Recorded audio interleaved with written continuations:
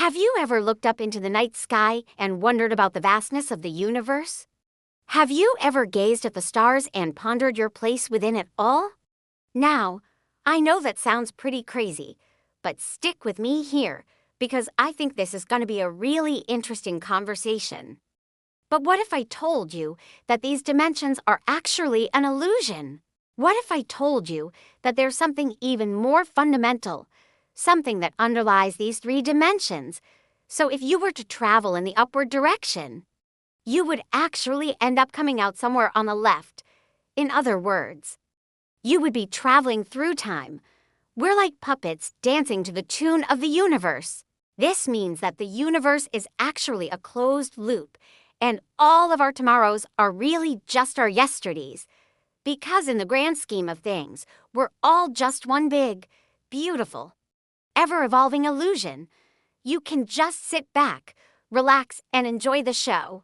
Just remember, you are the center of a great illusion, and everything you see, hear, and feel is just a figment of your 11-dimensional imagination. Well, according to some physicists, this underlying reality is actually 11-dimensional. Yes, you heard that right. 11-dimensional, it's like a cosmic dance, a never-ending cycle of birth, death, and rebirth. We're all just like little specks of dust floating along on this great conveyor belt of existence. If you're like me, then you've probably had a lot of existential thoughts. This 11-dimensional space is called Calabio, and it's been proposed as the solution to some of the biggest problems in physics, including the unification of gravity and quantum mechanics. The idea is that our three-dimensional world is like a thin slice of this 11-dimensional space, kind of like a piece of bread in a loaf. And the other dimensions are just so small that we can't perceive them. But what if I told you that there's something even more mind-blowing? What if I told you that you exist at the center of a great illusion? You see, we live in a three-dimensional world. We have height, width, and depth.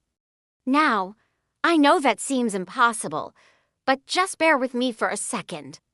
But here's where things get really interesting. In this 11-dimensional space, there's no up or down. There's only left and right. So when we think we're moving through time, we're really just moving through these other spatial dimensions.